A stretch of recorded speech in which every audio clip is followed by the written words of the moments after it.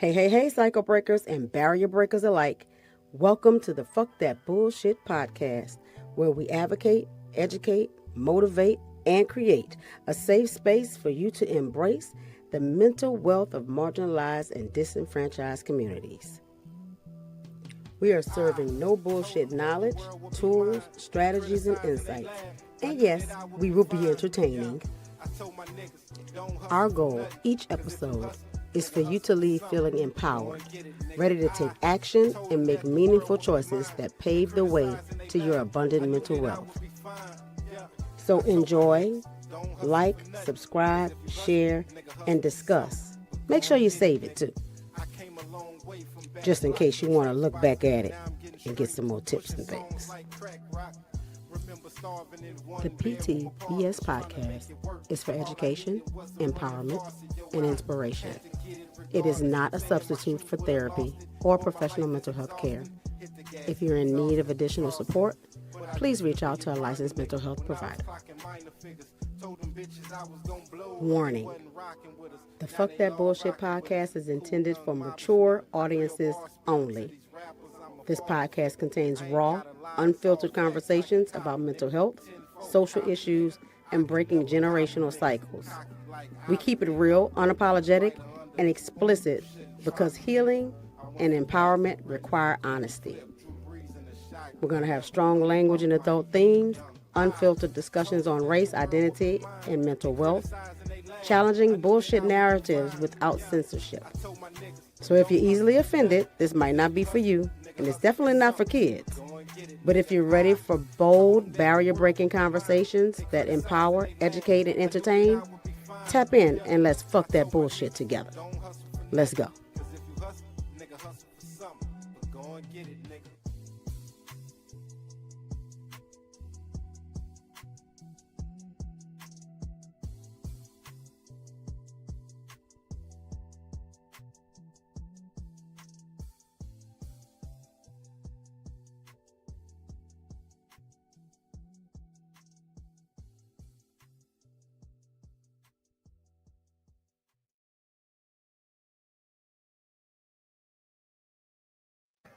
Hey. What it is. Welcome back, my people. Season 3.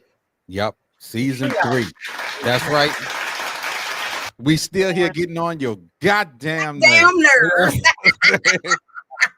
With this bullshit.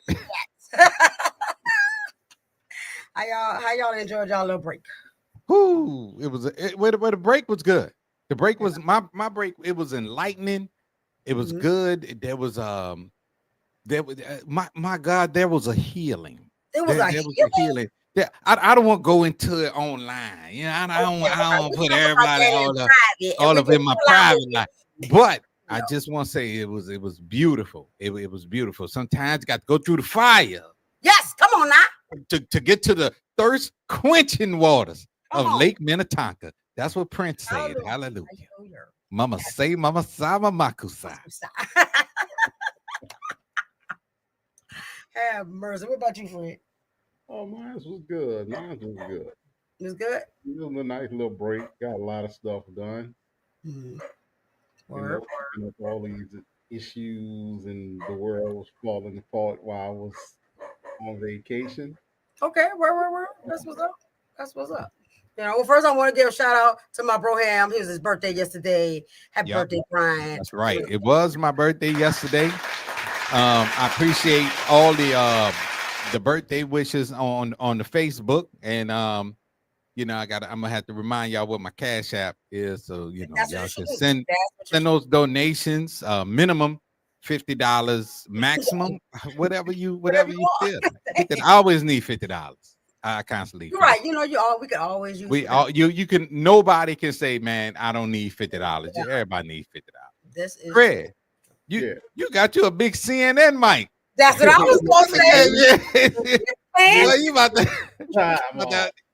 to update us on Hurricane Katrina all over again. It's all right, Fred. You sound delicious. Yeah, it does. It's crisp. It does sound good, man. Yeah. Fred said he went back and looked at the other podcast. He was like, "You all right? Mm-hmm. Sounding good." I need to get Yeah. me a mic. And Fred got him a Yeah. mic. There you go. Got some DJ quality headphones. Man, Yeah, quality yeah, man. you can hear everything now. You can hear Man. what a nigga thinking. I Man. want to apologize in advance. I might have to get back out them DJ streets. Oh, Yeah. shit, now. And hopefully I won't have no internet problems because I don't think it was my internet. I figured out it might have been my computer. So I got another CPU. We're going to see how it do. Oh, that'll work. That was quick. Well, we all upgrading right now. You know, Exactly. Gotta do it. Exactly. That's what it's about. It's So- about change, people. It's about change. Gotta make Change. change. Gonna make a change. I ain't gonna sing the whole song. Yeah, don't send. They ain't ready. They ain't ready.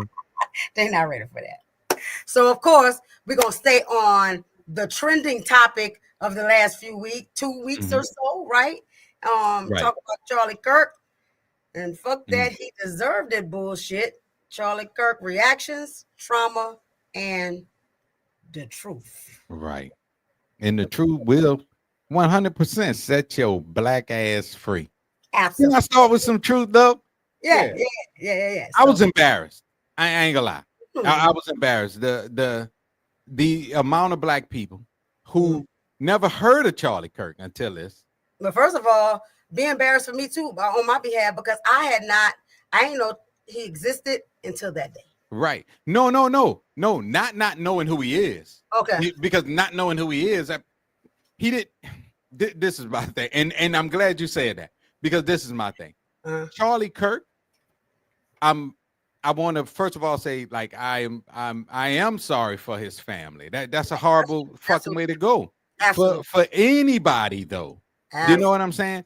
My whole thing is that he spent all that time saying what he said, feeling the way he felt, viewing things from the standpoint he viewed them, and with the whole while when more I'm gonna say majority of black people didn't know, or whatever percentage of black people didn't know that that's how he viewed black people. Right. We didn't care. Right. We didn't care. It didn't affect our day. It didn't change our opinion or none of that.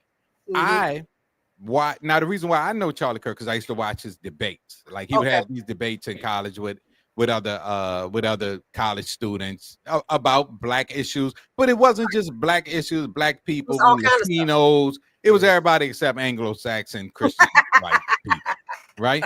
So that was his opinion. Right. Get it? I would watch the debates and really start to hear his viewpoint. Yeah. And then I got into watching him on other shows and other podcasts. And I'm like, yo, this motherfucker is racist. You know what I'm saying? Right. And look, and then I changed the channel. We done forgot all about Charlie Kirk. Exactly. You see what I'm saying? So because what his opinion is a bunch of motherfuckers out there with that opinion. Right. A bunch of them. Right. But the overwhelming celebratory, he deserved that. Fuck him. You know, to me, that was over the top. That was over the top. I think that the most disheartening thing I saw from black people. So I'm talking about y'all niggas. From black people was, and I don't know, and I'm not even gonna say it was real, but this guy he had a little clip of this little girl. You know how them kids every time something happened, they make up a dance or they do a dance. Yeah. Like they invented that shit because the Jubilee was. Come on now. We started anyway though. That's a different still. But it was like, oh, they didn't made a dance up about Charlie Kirk. And it was about him being assassinated. And I ain't gonna lie, I looked at the shit and I was like, well, I hope this shit ain't real.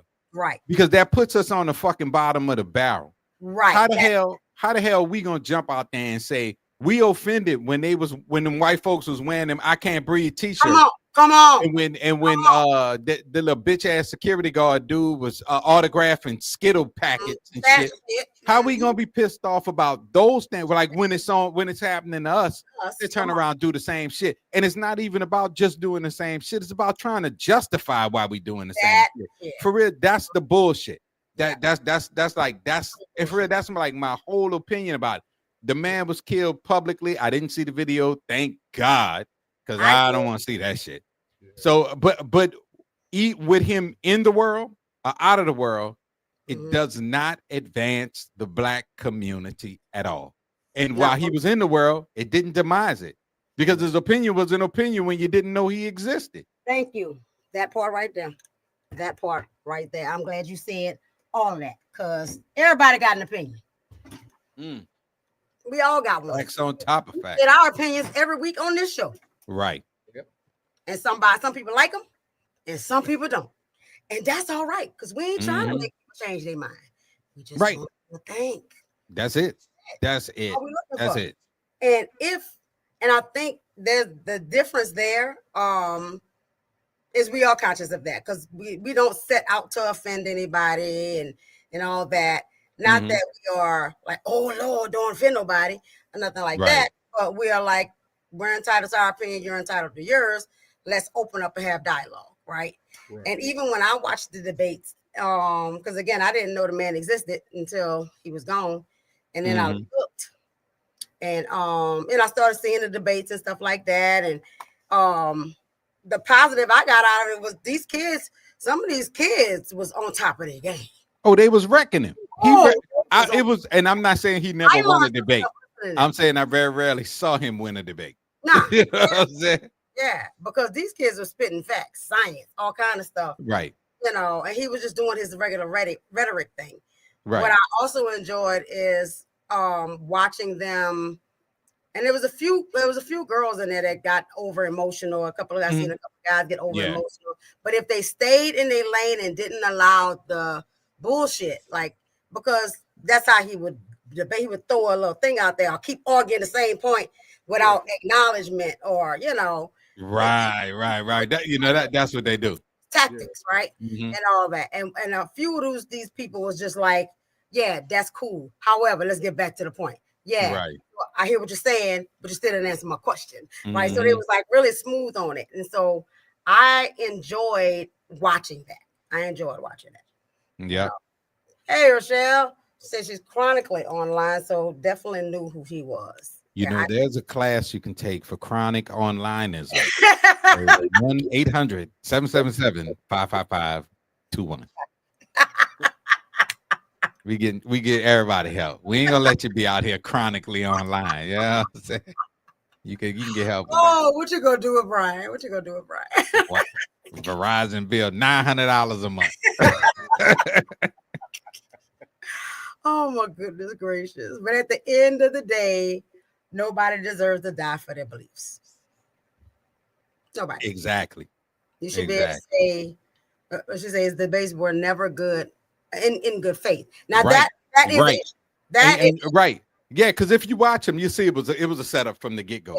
Yeah, and I've always felt like, and I'm not saying this is what it is to the Charlie Kirk fans, right? But it always felt like it was an opportunity to get in front of a room full of people and then say what I want to say. And once it's said, it's said. You know what I'm saying? Right. It was like a recruitment. If I walk into a room full of 800 strangers and start talking about how great it is to be a DJ, well, of course, not everybody wants to be a DJ, but then there might be 5 people in there who do. Then you know what I mean? So he'll get more people and more followers. I mean, he had a thing. You know what I'm saying? Right. And then I was told, or I saw, I think it was last Wednesday. I wasn't on Black's show on Speak On It, but I was in the audience, and so he put up a clip that was talking about some of the debates he had and all that kind of stuff that shows some of the debates he had, and I noticed that it's not that he didn't say stuff that made sense, but it's the same stuff that we've been saying too. And I think the positioning, because I just watched something today where he was like, I think that's something Fred sent, where he was like, white people aren't able to say, this, that, and that about Black people, and Black people are, right? And I was like, precisely. So, right. I mean, it is what it is. Yeah. And I just thought about that because I just saw it, and I was thinking about the idea of, but no, I don't want to hear white people talk about our stuff because white people was a part of creating the systems that caused our stuff, right? Right. Now, when I'm talking to Black people from a Black person, then I can be like, get off your Black ass and go to work, get off the welfare, don't you hand that project down to your daughter. You know, I can say that. And I think that positioning that, okay, we don't like it when white people say it. And so I sat with that. I was like, yeah, you're right. I don't like it when white people say it. Right. Because if you're a part of the system that caused the problem, you can't talk about the problem unless you come in with solutions. Real solutions. Exactly. And that's that's the killer too. And you know who one of his good friends was Candace Owens. They was hella tight. And if you remember when Candace Owens was out there on her shit, she talked about the black people and then would say those things. And because it was coming from Candace Owens, we'd be like, I hate that bitch. Right. But that hoe got a point. You know what I'm saying? So because I don't like Candace, but I swear to God, some stuff I'm like, But it was more acceptable coming from a black person talking to black people because and that's the thing. But like you were saying, Chanel, but from his perspective, you can't be a white dude with a history of dogging everybody and then turn around and say, well, when black people do, and even if we go, yeah, I hate that shit too. You know what I'm saying? But we can't agree with you because you're not coming from a place of improvement. You're coming from a place of minimalization. You know what I'm saying? Like you just trying to further bring us on down. You know what I mean? To convince other people who may not even feel that way to feel that way. Exactly. You know? Exactly. What'd you say, Fred? You about to say something? No, just get closer to your mic. I can't hear you now. Huh? Yeah, you got to get closer to the mic, man. The mic is fire, but it wasn't. Yeah, I moved it. Is it on? I'm not used to it yet, so I'll keep. Okay. It still sounds kind of low. I know you got to get close to that mic. Yeah, I sound. Is that better? You sound like Papa okay. That's better. I hit that knob. I turned the volume down a little bit. I don't know. We're gonna play with it a little bit. We're gonna figure out the perfect sound. Yeah. You keep shenanigans, but keep talking. Keep talking. Yeah. Don't stop talking. But no, like I've been on who Charlie Kirk was just from the research, from the first season of the podcast. Okay. I would periodically run over his stuff, and he never really won a debate. He won all the arguments. Because once you lose your cool, he got you. Yeah, exactly. Because now you're just arguing the same, like with the DEI thing. I've seen him like crush many of them little college kids on that because they get upset, they get pissed off, and they just arguing. They arguing, he talking, and some of the stuff that he said made sense. But like we just said, I don't want to hear you say it because you're not coming with a solution. That's right. Yep. So all you saying is we don't need DEI. And then that's it. Right. Like the only reason you got a job is because they had to hire a certain amount of black people, Latinos, Native Americans. Okay, so how can we fix it? By hiring qualified people. I don't even believe in that DEI shit. No, I do. You know what I'm saying? And here's my problem with the DEI thing too, is that did it force or provide some access? Yeah, it made, but again, it was incentivized, right? And so just off of the law itself, like they always broke the law. That wasn't no thing, right? That's why we still got cops that do cop stuff, right? Right. And all that. So it wasn't about the law. They had to incentivize it in order to have people actually abide by it. But the incentive is what made it unfair, right? Because if I'm truly hiring the most qualified person, regardless, then I'm gonna look at everybody, right? Right. But if I'm not and I'm being racist or discriminatory, then I'm not hiring in that way, right? That means I got to be forced to do it. Well, I ain't gonna do it anyway. What you gonna do? Oh, I get a little tax cut. Okay, all right. I'm gonna have 3 Negroes up in here, and I don't really care if they really qualify because they're my tokens. Exactly. Right? Exactly. And that's what I'm saying. That's the key thing. Yeah. You can't create a fucking problem. It's like I tell a lot of people about my job. I'm like, man, we exist because some greedy motherfucker said, fuck the poor people. Right. Pretty much. Say, fuck the poor people. Exactly. Then it was like, wait, but we need the poor people. Let's get some fucking liberals in here and figure something out. Okay, let's give them a little bit of this and a little bit of that. Shout out to white women. I do want to give a shout out to white women because a lot of these programs came from their poverty. That's right. Not from ours. You know what I'm saying? Right. So those programs went into play. You know what I'm saying? Then they figured out how to use those programs systemically. Exactly. We acknowledge that that's where that come from. Right.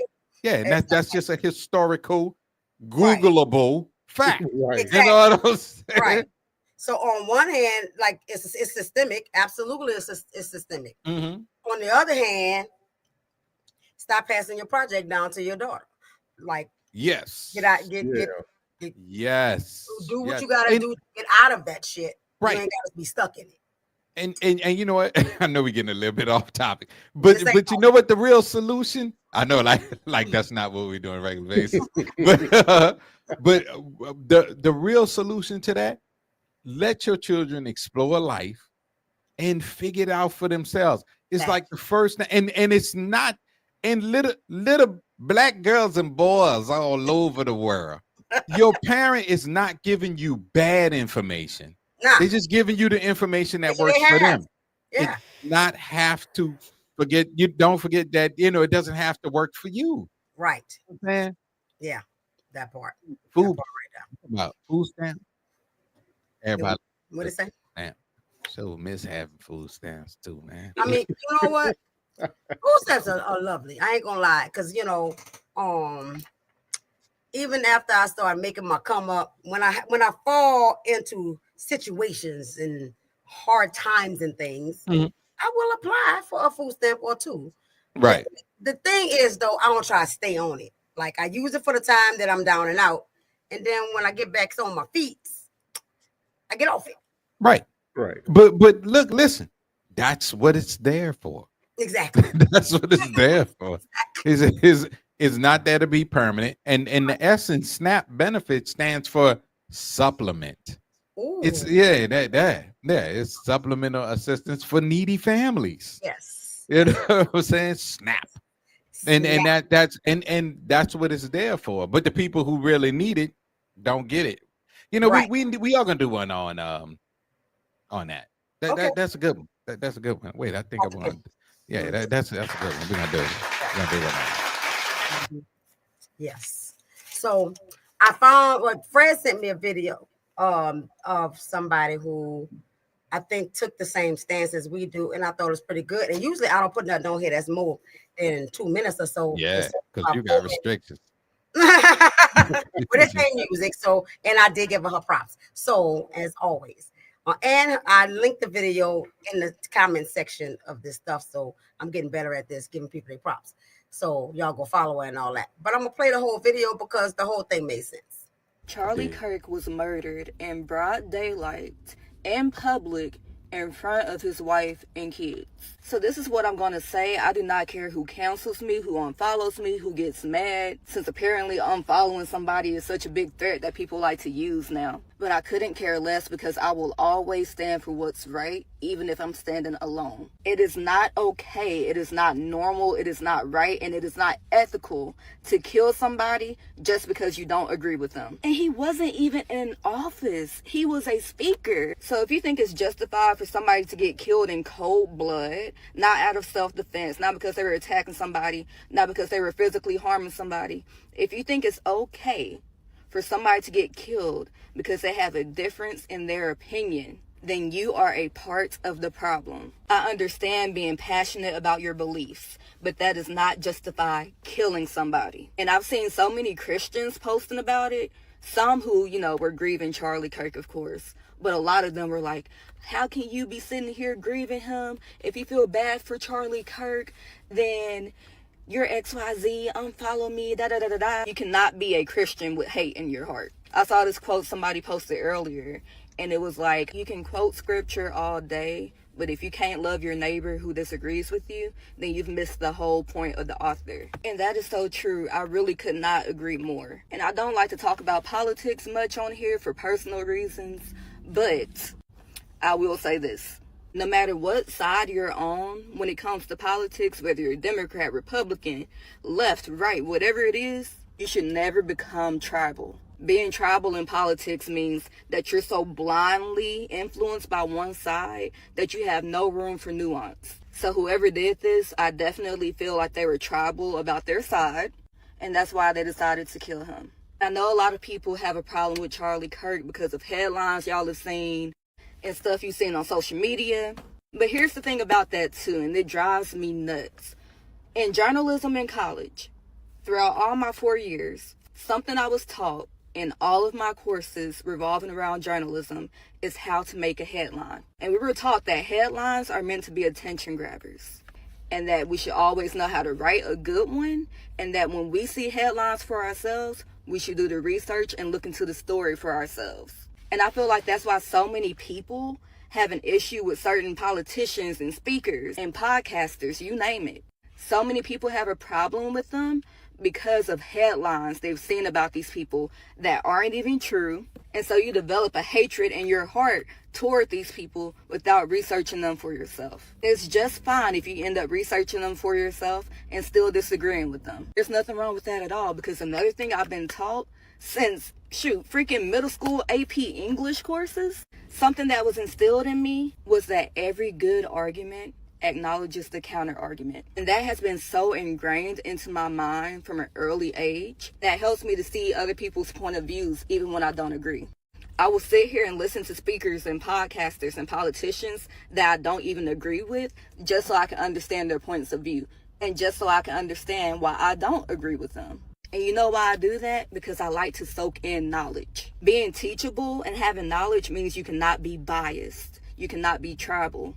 It is okay to disagree. It is not okay to murder. And it is not okay to celebrate somebody losing their life. Like, I just can't fathom it. I've had so many awful people in my life do some awful things to me, and I still do not wish death upon them. If you're sitting here celebrating his death, I truly hope that you heal and get the help that you need. And I feel like we're all so desensitized to seeing people die on camera. And that's not normal or okay either. And I know thoughts and prayers are not going to bring Charlie back. But I do want to send my condolences to his family, his friends, and all of those who knew him. I got two things for that. Go ahead. Thing number one, is doing a video in your car a thing? Yes. Because I see that a lot. It's like, yo, I'm gonna do this shit in my car. I don't know why, because I realize when I do mine they seem to be really easy when you're doing them in the car. Really? Because there was a strange man like walking back and forth behind the young lady, and she got to be from Memphis. That's a heavy Memphis accent. Yeah. But that was the one thing. The other thing is more important. But I agree, and that is my viewpoint on the whole thing. It is. I don't see the point of the over involvement of black people in this situation. He was a white dude killed by a white dude. Why are we so overly invested? Yeah, you know what I'm saying? Like, to me, like that's the question. Like, why are we? Because black people wasn't up in arms. Not one black person in a mainstream scenario was up in arms about Charlie Kirk the whole time he was alive. Nah, not at all. You know what I'm saying? Like, whether you knew about him or not, even if you knew about him, you didn't take him seriously like that. You were like, oh, just one of them white people. Here go another one. Yeah, it was like, here go another one. And that was it. You moved on with your life. Right. So even the people who are like stand 10 toes down on why they have this disdain towards Charlie Kirk. Why? Yeah. Like, why? Because you didn't have that disdain when he was alive. You barely looked him up because what he says and what he does didn't have nothing to do with us. You know what I'm saying? And his passing again has nothing to do with us. Oh, Rochelle, what you taught? What you taught? What's the new phrase? What's the new phrase? I know she's just gonna put a teaser out there. Not all skin folk are kinfolk. That's right. Ooh. But you didn't make that up though. Yeah, but she didn't say she made it up. She said she taught it to him. Okay, all right. He's not from America. Okay, yes, all right. Yeah, I just copyright. You know, I know the guy that made that up. First of all, you talking about copyright and you like stealing people phrases? Hey, that's my thing. It's part of my character. This is what makes me me. Now you Yeah. got a patent on stealing people's stuff. I give them props, just not the people they know. You know? That's so funny. Shit. Oh, what you gonna do with Brian? So I was thinking about like the range of responses to the death, right? Mm-hmm. So we had most of the conservatives and people that was, on his side per se, they had grief and anger, right? There was somebody on one of my pages that was like red in the face, so mad because all this shit, like we lost a soldier of the cause, right? And then there was the celebration, and there was some marginalized folks saying that he symbolized oppression, so good riddance. People that just didn't give a fuck. It was like, I don't care one way or the other. Like, it don't fit me. They're like, I still got to pay my rent, right? Right. And then there was the cause and effect thing. Basically, you live by the sword, die by the sword. Yeah. I found those the most interesting. Yeah. Yeah, and I think because those were so middle ground like that. Because I saw one post, this lady was saying, and it was a white woman. She was like, you can't speak hate your whole life. And then your whole career. We ain't gonna say his whole life, but his whole career, and then not expect somebody to respond to that hate. And I found myself kind of agreeing with her because I remember when when the thug homies got killed. Yeah. And I would say, man, you can't walk around talking that shit every day. And then somebody not challenge you on that shit. You know what I'm saying? So is you like what who that would baby said? You get it how you live. Get it how you live. You know what I'm saying? So it's some of that too. But that's, to me, that's making a point.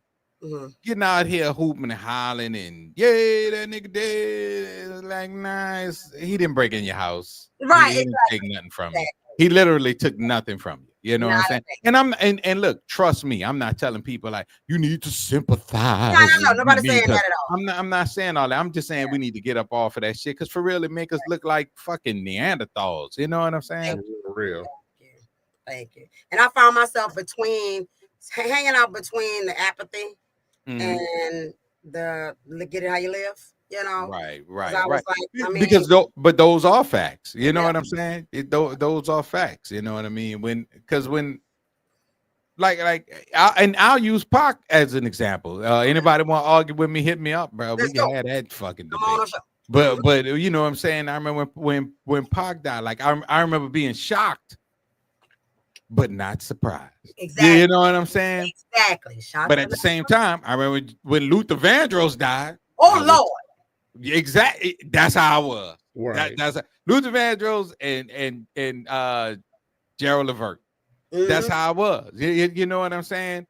So it's a difference is about how you living. Ain't no way in the world you'd be like, man, fuck that shit, yeah, motherfucker, all that bullshit, and then something happened to you. People like, yeah, man, that nigga was out there.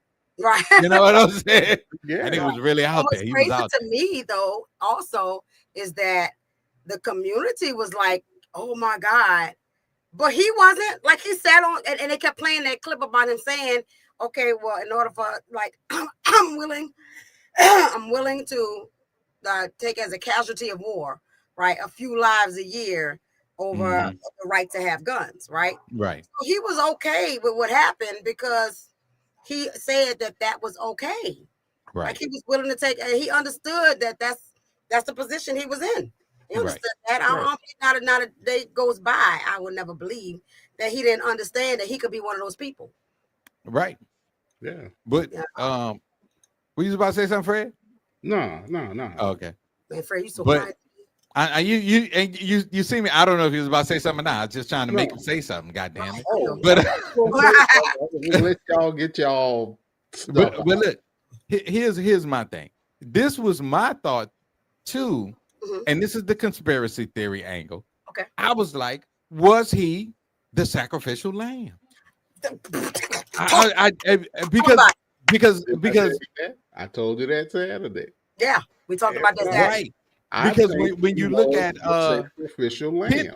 Kennedy's assassination, they ain't give a shit about Kennedy giving all these Negroes these goddamn rights. We was gonna get them one way or the other. We was gonna get them, Right. But they needed to pull away from something else. Right. What's bigger than this? Right. Now they ain't gonna. They tried the Trump thing, and I'm gonna tell y'all this live on this podcast. That was some bullshit. That was some bullshit. That was the most bullshit ass assassination attempt ever. Because ain't nowhere in the world you gonna get shot, and you know the little thing, you gonna get shot, and then the fucking security gonna allow you to get up, shake your shoe in the air and shit. It's bullshit. Anyway though, I played cards with some Make America Great Again people. When he got attempted assassinated, yeah, a lot of them even said that was bullshit. Right. Yeah. None of that went like. Because why you doing this when you putting yourself back in target? Let me tell you something. If somebody attempt to shoot at me, I'm not gonna be out there. I'm gonna be low. I'm gonna be like, fuck that. I done been shot at. I done been shot at. By the time I looked back, I was 400 miles away from the scene. Yeah, exactly. Right? Yeah. Everybody got time for that. That's not logical. No, but I was wondering. I was like I said, was he the diversion to either pull away from something else or to create something else? I thought, you know what I'm saying? That because it was just strange to me how a white man kills a white man who talked about white things, white people shit, and then it became a black thing, exactly, a democratic thing, or what is Democrats? The left or the right? Because I don't know what the left, the right. They on the right. Okay. So it becomes a right wing thing, but you know who? Because they think white is right. Oh, okay. So you know who we don't hear about? The motherfucker that killed him. Right. Nobody hates this guy. Nobody's dogging this guy out. Nobody mentions him, and he's caught and incarcerated. Yeah. And it's fact on top of fact because his dad was a sheriff's officer and turned him in. Yeah. Come on, bro. Yeah. That shit don't make sense. It's like how you get the perpetrator of the crime, but we still discussing why black people don't have empathy for a man who said black people ain't shit when he dies. But we got no anger because I've even seen people who support Charlie Kirk, and I'm not saying this is all supporters, but one particular supporter, ain't gonna throw no names out there, but one particular supporter was talking about how bright the young man's future was, who fucking shot Charlie Kirk. But yet you mad because black people not upset that what? First of all, let me ask you this. Anybody out there who supports Charlie Kirk, why, and it's a real question, why would we be upset about Charlie Kirk's passing? And upset about the heinousness of it? Yes. Yeah. Upset about the fact that some of y'all had to see that? Yes. The fact that it put everybody in that space in danger, and he got in front of his family. Yep. Yes. His family, that loss of his family, people who love him, the people who care about him. Yes, because we give a damn. Yeah. But why in the hell do you expect us to wear Charlie Kirk t-shirts and go in the middle of the casino and take a knee? Do you know what I'm saying? Because remember when the Democrats did that bullshit, wore the kente things after George Floyd and got down on their knees? Why are you looking for that display? It's like, why do you need? I ain't gonna lie. I believe that most bigoted white people, if every black person, I mean every black, Latino, Japanese, Chinese, everybody except for those white people, found their own Wakanda, left. Only people that were here were just those white people. They would figure out a way to hate each other. They would figure out a way to hate each other. But remember, we talked about that before. Mhm. with ginger folks with red heads, right? Right. That's their people. They just got red hair. Yep. I Ah, hate you. I hate I'm gonna hate you. I'm gonna hate you. The Irish, they call the Irish the Black Irish. Yep. I hate you. Yep. Right? And all. So like even within their own communities and all that stuff. Because again, it's even separated. Because again, a bigot is a bigot. Yep. The LGBTQ, you could be white, but they still, I hate you. Yep. You know, Yeah. If you're not doing what I'm doing, then you're right. doing something You're wrong. doing something wrong, right? And understanding that, and me and one of my clients talk about this week. Love and hate are the same amount of intense emotion because hate is Mhm. not the opposite of love, right? It's Right. full of emotion and all Mhm. that. We have the opposite of all. I don't care. I just don't Right. give a love. Right. I'm just Right. gonna do what I do every day, survive out here in this world, you know, talk shit to people when they try to follow me in the store, you know, Mhm. argue with the people in the car dealership because they're trying to get away. Right. Like, Trying to get you to run around. give me that. Stop thinking I'm stupid. This is the bullshit. Exactly. Like, nigga, you trying to put me in a trick bag. You know what I'm saying? You know, and things that directly affect my life, right? Because Right. though while those things indirectly affect us, we've learned already over generations and generations and generations and generations how to get by and how to even succeed and above what we expect Right. or think, right? Right. In spite of all of the opposition. Exactly. And you know what? It's fine. We're used to it. It's cool. Yeah. It's actually really fucking cool. Right. You know what I'm saying? So Yeah. it's not a problem. It's like we don't really need we don't need your high five. per Right. se. You know what Right. I'm saying? Like we don't need, and we don't look for it because because look, the difference is when George Floyd was murdered, casually murdered live on freaking television. Mm-hmm. White folks, there were groups of white folks that celebrated, and we responded with nothing because we didn't expect you to care. We was actually, I was actually shocked by the amount of white people that were outraged by it. Yeah, me too. You know, that kind of woke up to like, wait a minute, this racist shit is real shit. You know what I'm saying? So I was very proud of them because we've been saying it for years. And what you thought? We wanted the fucking job at 7-Eleven and felt like we didn't get it, so we said racism. Right. You know what I'm saying? So it's always been bigger than that. Yeah, right. You know, but it's crazy because none of the shit is fucking real. Like you know what I'm saying? Like it's not real shit. There's no such thing as a Democrat. No such thing as a fucking Republican. You know what I'm saying? Nigga be like, I'm independent. Nigga, you just a nigga that didn't choose. Yeah. That's it. Yeah. There's none of that shit is real shit. You know what I'm saying? Like, you know, well, black women, like Charlie Kirk said, you know, black women don't have the brain cells to run a company.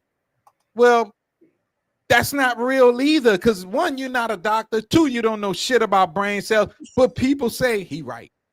Yeah. That shit gotta be true. Because I've seen some black women running a business. You seen black women, the supervisor at the fucking Ace Hardware, and they ain't had your shit. You know what I'm saying? Yes. Say black people, specifically black women, are always the canary in the coal mine. Sorry, I ain't got my glasses on. Oh, coal mine. Yeah. I thought she was using one of those big words. I know. I thought so too. Super educated. You know she's super duper educated. Yeah. But I love having conversation with her because I like big words and all that. But yeah, like they always throwing us under the bus. Yeah. Hey, wait a minute. Hold up. I didn't know that. I know what they use the canaries for in the coal mine. I never knew that though. They used to use black women as a canary in the fucking coal mine. You know what that is? They send you in the coal mine to see if there any gases or anything leaking. Your ass die in there. Right. We know we can't go in there. Right. That's some bullshit. Thing. Like, you know, I mean, I'm not surprised that they would do that, but I just never knew that was a thing. You know, and Rochelle, do you mean that metaphorically or you mean that like literally? She's going to come back to us shortly for our Spotify listeners. We're just taking a pause. Metaphorically, though, like, you know, right. That's a good ass metaphor. Yeah, If it it's is. a metaphor, I will Yeah. be taking that. Right, because in society, Right. right? Yeah. Okay. Yeah. I dig it. Well, Right. I was So, about to say, I yeah, was like, Fred, research. That's a whole other topic. and we're gonna have some topic this season about Black women, right? Oh, I'm gonna be on that show. Please, You know what I'm saying? because I'm going. Black women. Yeah, When you're married to a Black woman. I am married to a Black woman now. Absolutely. She's a Black woman. She You know, is a Black woman. absolutely. I also looked at the responses from a mental health standpoint, because all of those responses are trauma responses, right? Mm-hmm. Okay. If you're looking at, like for example, myself, I hang out between the apathy and the it is what it is or whatever. Right. It has not been historically beneficial for me to give a fuck. Okay. Right. All right. And therefore, I don't. Right. Mm-hmm. Because I could give more of a fuck. Right. But I don't, because I've been through all this shit with white people already before. I heard this shit before. Whatever. Right. All that's like, we have dealt with this shit over and over again. So like, hands off. Even the celebratory thing, it's like my baby girl does this crazy thing when she hears traumatic stuff or sees something traumatic, she giggles. Okay. And it's uncomfortability with it. It's like, ooh. Like, and I'm like, right. Yeah, she's always apologizing to people like, I know that's not funny. It's not funny at all. But like my anxiety makes me so uncomfortable that I get giggly, right? So even people celebrating to that extent is a trauma response. Like, you'd have been beat down for so long. Some of us have removed ourselves from it, but you are like, yeah, if every one of them motherfuckers die, then it's good. Not really. Not right. Really. Right.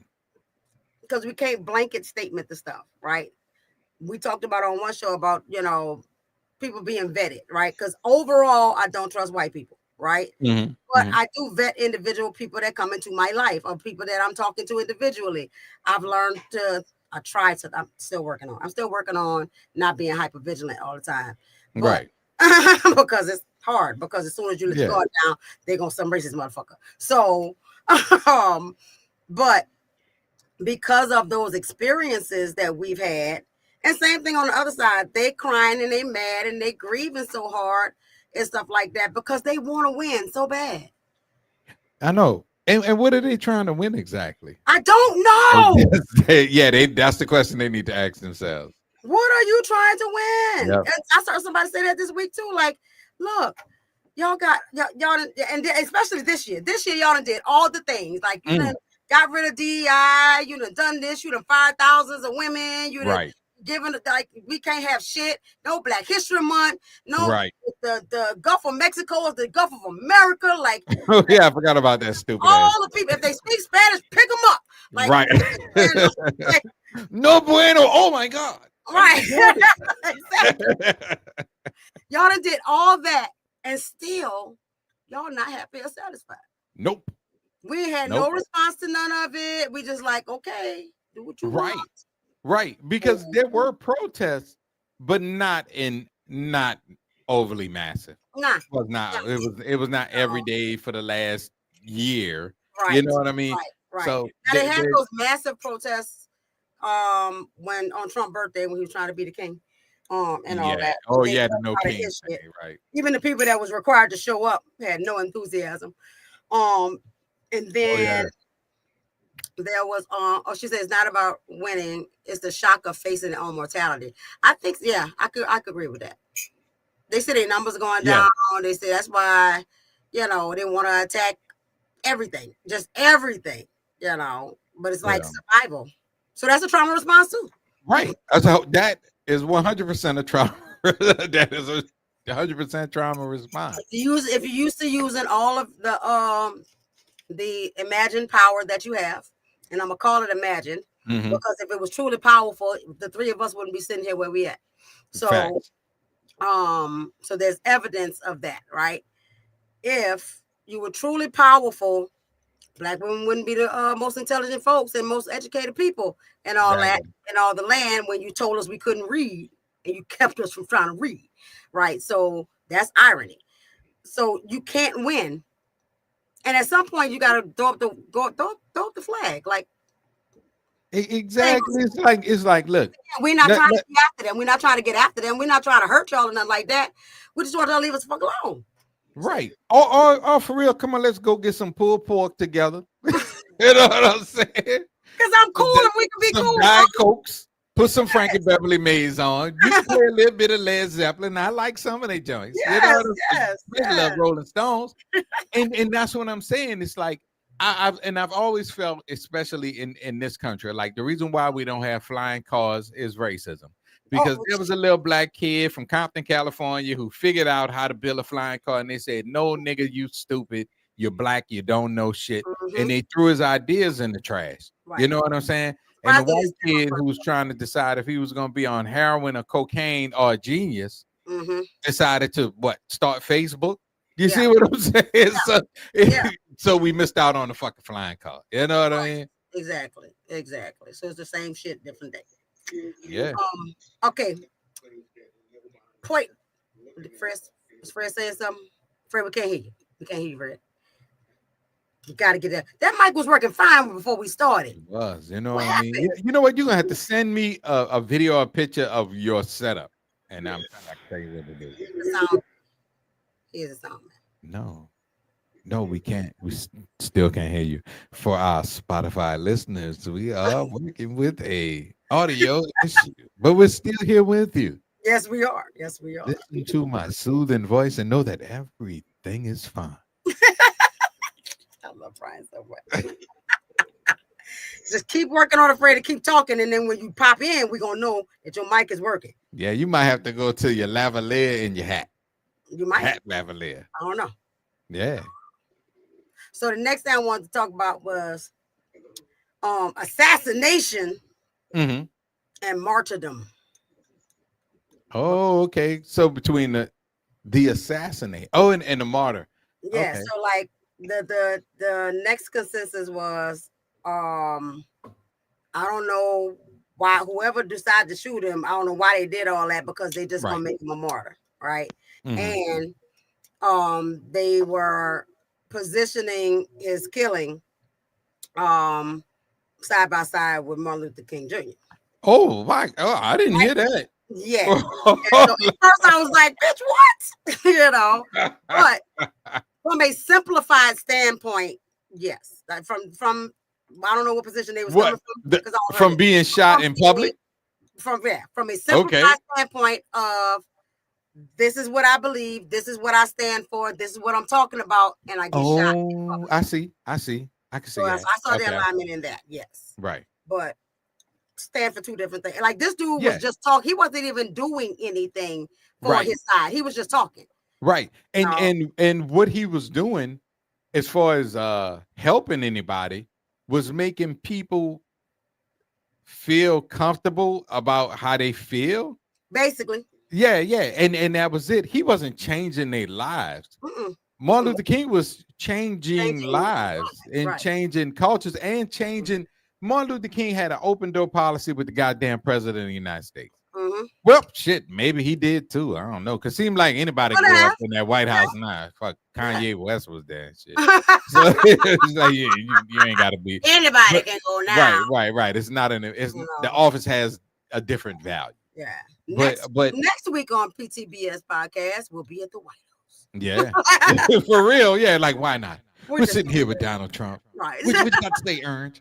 But right. He wasn't even trying to improve the lives of the people who he was talking. Yeah. Who he supported, I guess. You know what I'm saying? So or who they or people assume he supported. Right. So he wasn't even trying to improve their lives. He was really just saying what he was saying. That's it. Right. So whereas Martin Luther King was making some changes. Right. This is true. In a non-violent way. Exactly. Wait, that's a real thing? AI pictures of Malcolm X meeting him. Oh yeah, because they'll create all kinds of I can see that. I can see that. You know, but I thought about like we were talking about some of the stuff that he was saying and all that kind of stuff. Because again, it was the same stuff that we talked about. The fact that integration didn't help us. We talk about that all the time. Right. Because we do better on our own, doing our own thing and all that. And even integration in itself, to me, we thought that's what we wanted because they convinced us that we wanted to be with them. Right. And plus burning down everything. Every time we built something, they tore it down, flooded, whatever. And so I feel like there was at some point a throwing the hands up too, like, well, we can join them, I guess. Right. Because I don't think we thought we wanted to be with them. I think it goes back to what you said earlier. Just leave us the fuck alone, bro. We just want to go to the store when we go to the store, and we want to go home after we come from the store. Like, we don't want to be harassed, accused, or followed. You know what I'm saying? Like, we just wanted natural human, treatment. Right. It was like that's it. That's the same thing we talked about with DEI and and affirmative action, right? Right. The idea that we don't want you to treat us special.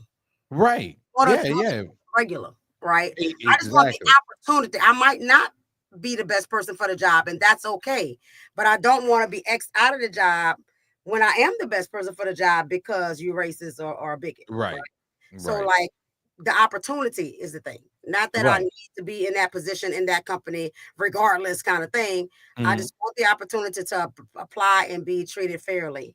Right. And all that, the person that I hired that I had to let go, like I gave her the opportunity, right? She just wasn't a good fit. That's it. And that's what I'm saying. It's like, again, it goes back to like, it's artificial. Like it's even an artificial way to feel. You know what I mean? But the real solution is everybody got to change their mind, not just me. Not just me. You know what I'm saying? So it's like everybody has to change. Other than that, you're gonna hold on to that mentality, and then I'm gonna respond in kind to you holding on to that mentality. Absolutely. You know what I'm saying? But like, as far as us separating, we separated because all right, y'all won't stop. That was reactive. And then even when we like, we got our own Wakanda over here. Oh, fuck the niggas, they happy. Right. You know what I'm saying? Right. Like, and if you tell the truth, like, they fucking happy. The thing is they are far more popular Charlie Kirks out there. Oh yeah, absolutely. Then there are Israelites. You know what I'm saying? That was the only people I could think of. Because we don't sit around and go, white people and because white people, we're not that invested in who you are and how you think. So no, we're not going to be overly upset about a guy we don't know getting shot. Do we feel bad about what happened? Absolutely. Yes. But let's be honest. First question: did a black dude shoot him? No. Right. Okay. Then let's talk about that in there. Because exactly. And right at that point, it was none of our business. Exactly. It was none of our business. He was doing nothing for us, nothing with us. And for real, whether any people believe it or not, he was doing nothing to us. He wasn't. You know what I'm saying? He really wasn't. Yeah. No, we feel bad, and we should feel bad. And I think black people in as a whole, stop all that bullshit ass fucking celebrating. You're celebrating what? Do you know what I'm saying? You're celebrating because a man died. A white man died or something? Yeah, exactly. And if you are celebrating, I'm gonna put you on point. If something happened to any black person, don't get mad when they celebrate. You know what I'm saying? Don't get mad when they celebrate. Word. Don't say a fucking word. Exactly. Because I ain't gonna hold. I want to hold you up to certain esteem, but I'm not gonna hold myself up to it. Or we gonna play tit for tat. Right. You know what I'm saying? But you're gonna keep playing tit for tat. Let's talk about the response of the shooter, because they also like you said, first of all, it's like, did a black man do it? That's what we all minds Yeah, wanted to that was my know, first question. black, white, and otherwise wanted to know who Right. done it, right? Mm-hmm. And stuff like that. And when it came up that it wasn't a black person, we was like, right. Yeah. They were like, well, damn. Mm-hmm. Let's hope it's a Mexican. Well, I wish it was one of them, right? Right. And yeah. I think that's where the hate thing and that ugly thing comes in, right? Because having a relief that is not one of your folks is normal, right? Right. I talked to you before about when the DC sniper was DC sniping. Like, that's got to be a white man, because black people don't do stuff like that. Shit. And they caught that man, and we was like, oh damn. Yeah. And I mean, when I look back on Wayne Williams, the Atlanta child, even though they never really caught the Atlanta child killer, but Wayne Williams was, I don't know, 2, maybe 7 of them was him. But I was mad disappointed. I was like, dang, it was a black man killing us sweet Negro baby children. Right. And I was a kid then too. I was scared to death every fucking day. Bruh. Yeah. You know, so I think that response is not bothersome to me, because I wouldn't want it to be one of mine. I don't expect them to want it to be one of theirs. Right. The problem though came in when they were going out of their fucking way to connect him to a marginalized community in order to justify what he did. Yep. So they tried to tie him to the LGBT. His roommate or somebody lived with something like that. Like his cousin once removed next door neighbor. I think he was best friends with online was gay. His brothers, sisters, daughters, sons, dogs, auntie. Right. Was black. Right. That's what I heard. He watched a black TV show. And then he went out there killing people. Yep. So like, it's that far-reaching stuff bother the hell out of me, because we just had to accept that the DC sniper was one of us. And that was it. We was sad about it. We grieved, and we was like, it's gonna be all right, y'all. We gotta keep pushing. Gotta keep pushing on, right? Yep. And all that. But like, and guess what? We was glad they caught his ass. Thank you. You know what? A nigga didn't want to go nowhere. Yep. Because he was sniping. Yep. Yeah, he was sniping. I'm so glad. At the gas station, like anywhere. Like, yep. You ain't know. And wasn't his kind of random too? He didn't have no particular. He didn't have an MO. He was just that's scary. Because at least if you know, people shoot people. If you're a big booty black woman with a big old afro and he not looking for y'all, then I'm like, I'm safe. Right. You like big booties, afro, women out there with butt pads and afro wigs. Like, he ain't gonna get me. He ain't gonna get me. Look at my booty and my afro. Because he did not have a type. Like, that was scary. Right. That was scary to go outside. Right. It was random. Right? So, yeah, we was glad he got caught, because I was like, we can be safe now to walk down the street and get gas or whatever we need to do. You know? So, I'm gonna take a little commercial break at this moment. And let me find my right buttons and things, and boom. Hey, cyclebreakers. I'm Chanel Baptiste, your favorite no bullshit therapist and mental wealth coach, and founder of Choosing Empowerment. As barrier breakers, our core values are founded in the power of choice and the power of healthy relationships. We are dedicated to our mission to provide access to mental health services for marginalized and disenfranchised communities.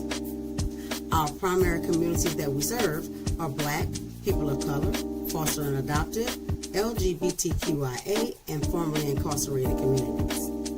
We fully understand the internal and external barriers facing our communities that prevent them from seeking care. We realize that one of our greatest assets and tools is connection. Therefore, we connect to our communities by letting them know that we see them, we hear them, we understand them, because we are them. We seek to educate and inform so that our communities are aware that it's okay not to be okay. But here at the Cyclebreaker Village, it's a safe place for healing, so you don't have to stay that way. If you're interested in learning more, feel free to reach out to us at nobs@choosingempowerment.com. We break barriers so you can break cycles. Hell yeah, we do. I'm gonna be so mad when I redo that and I can't find that music because it is so smooth. Right. It is. It is. That was like a random It was something on what I recorded. I think I recorded it on when I it was when what was it? Whatever that podcast thing was, but Spotify bought them or something. I think it was Anchor and some song with A. And they had like random music that you could choose and all that kind of stuff. And I was like, oh, this is smooth. Yeah, that shit is smooth. I downloaded it. Like, yep. Yeah. You should have downloaded that shit. I don't know if you could at that time. But they got a lot of other stuff out now. I'm gonna find me another smooth groove to do my new commercial with and all that stuff. You know. Let me play my baby commercial too while we're doing that. Yeah. You know, it's for the brown sugar experience. What's up, y'all? It's Nay with the Brown Sugar Experience. And to be honest, I'm a little nervous popping out for you guys like this, but I thought I would let y'all know about me and what I've created, right? So, like I said, I'm Nay, and I created the Brown Sugar Experience for us. I created it for our love and for our culture and for our stories and for our magic and anything else you can think of in between.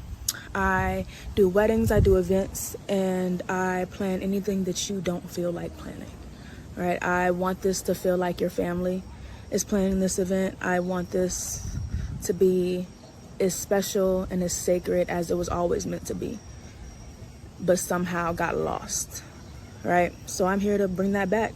I'm here to bring back celebrating the love, not just the show, right?